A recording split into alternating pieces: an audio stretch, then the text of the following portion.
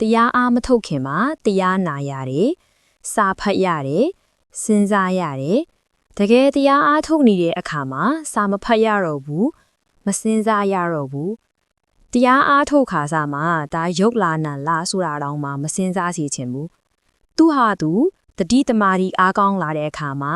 သူ့သဘောကိုသူဆောင်နေတဲ့ရုပ်ကိုလေရုပ်သဘောလို့အလိုလိုသိလာမှာပါ။ပုဂ္ဂိုလ်တရားမဟုတ်တဲ့သဘောပူမှုအေးမှုသဘောလှုပ်ရှားမှုသဘော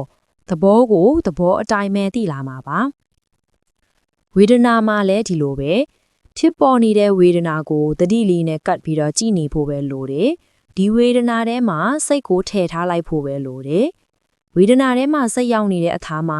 ဝေဒနာဟာအခြေအနေကိုလိုက်ပြီးတော့အမျိုးမျိုးဖုံဖုံကောင်းလဲနေတယ်ဆိုတာကိုသူ့အလိုလိုသိလာလိမ့်မယ်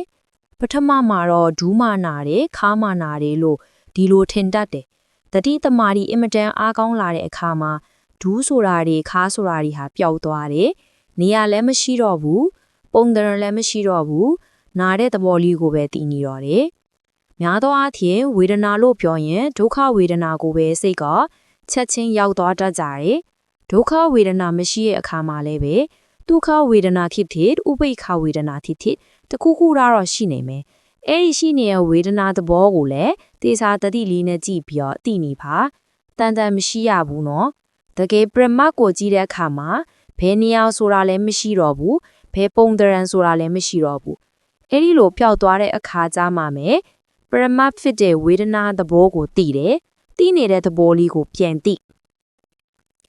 ဒီလိုနဲ့ပဲစက်ပြီးတော့ကြိုးစားသွားတဲ့အခါစိတ်ထဲမှာဖြစ်ကြတာကိုလည်းသိနိုင်မြင်နိုင်တဲ့တတိတမာရီအားရလာမှာပါ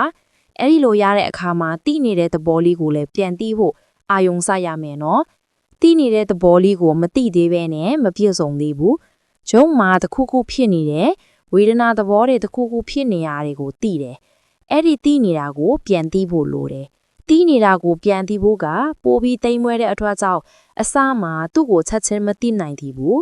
အစမှာစိတ်ထဲမှာဖြစ်တာတွေကိုကြည့်ကျင်လို့ရှိရင်စိတ်ထဲမှာပေါ်လာတဲ့အတွေးကိုအရင်ဆုံးစကြည့်ရတယ်အတွေးဟာပိုပြီးတော့ကြမ်းသားနေထီရှားတယ်တခုခုအကြောင်းကိုတွေးတယ်ဆိုရင်စိတ်ထဲမှာစကလုံးလေးတွေကြလုံးပြီးကြလုံးပေါ်သွားတာကိုတေချာအာယုံစိုက်ပြီးကြည့်ရမယ်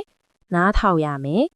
အာယုံစိုက်ပြီးကြည့်မှများလို့ရှိရင်အတွေးတွေဟာတခေထေနေတဲ့လို့ဖြစ်သွားတယ်ကျဲတယ်လို့ဖြစ်သွားတယ်တခါတလေအတွေးမရှိတာကိုတတိထားမိလာမယ်အတွေးမရှိတော့တဲ့အခါမှာစိတ်ထဲမှာတိတ်နေတယ်အဲ့ဒီတိတ်နေတာကိုနားထောင်ပါတိတ်နေတယ်အေးချမ်းနေတယ်ပေါ့နေတယ်လီးလန့်တာပိမှန်းတာမရှိဘူးကြည်နေတယ်နောက်မနေဘူးစိတ်နောက်တယ်ဆိုတာအတွေးတွေများလို့ပါရှင်းနေတယ်ရှုပ်မနေဘူးစိတ်ရှုပ်တယ်ဆိုတာလည်းအတွေးတွေရှုပ်တာပါစိတ်ရှင်းခြင်းရင်အတွေးတွေကိုမြင်အောင်ကြည့်ပါ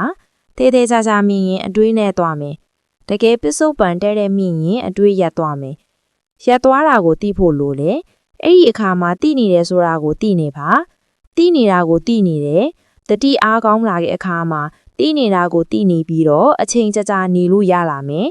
အတွေးတစ်ခုဝင်လာတာနဲ့ချက်ချင်းသိနိုင်မယ်အတွေးဟာငါလုံနေတာမဟုတ်ဘူးဆိုတာရှင်းရှင်းလင်းလင်းမြင်မယ်အတွေးတွေကိုကြည့်နေတာလဲတရားအားထုတ်နေတာပါပဲ